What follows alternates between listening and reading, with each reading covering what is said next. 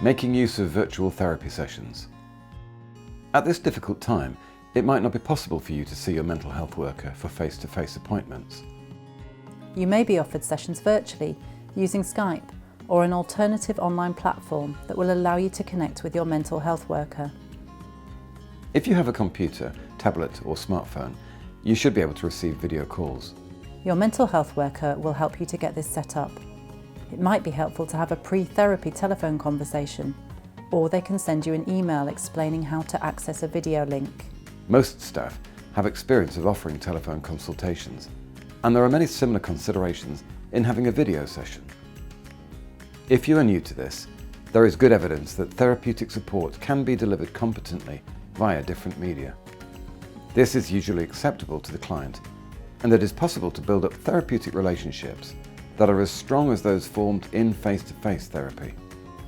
Ensure that you are comfortable and have access to a private space where you cannot be overheard. If you do not have access to private space, please let your mental health worker know so you can agree what to do if you are interrupted or unable to talk about sensitive information. Once you're set up and it's time for the session, you should try to find somewhere in your home where you're comfortable and where you are least likely to be overheard or distracted by other people, pets or the TV. Make sure that your background is suitable too and free from confidential information. Try to orientate yourself so you do not have a window behind you, otherwise the other person will only see a silhouette in the camera.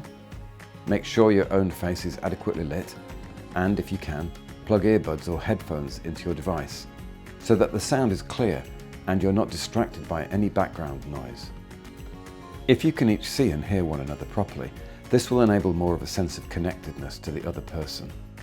Your mental health worker will check that everything is working before the session begins. They should explain how the session will work and talk about confidentiality. They will inform you about options that could be used within the session, such as using email or screen sharing to share any resources with you. This is particularly important if you're an individual who likes ideas to be drawn out for you. There may also be a video recording feature available. If your mental health worker intends to use this, they will explain why and how it can be useful and make you aware when this is happening.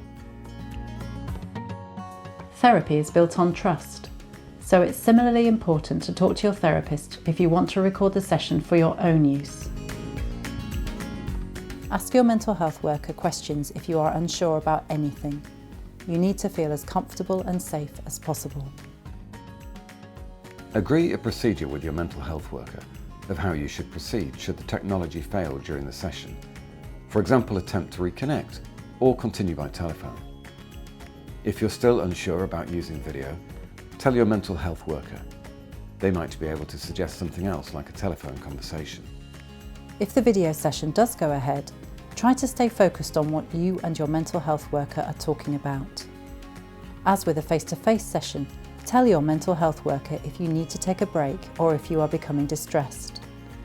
It might feel strange talking to a person on a screen, but this is something many people can get used to quite quickly. Before the session has finished, ask questions if you need to. For example, you could ask your mental health worker what you can do if you need support between sessions, including out of hours, if you're not sure what's available.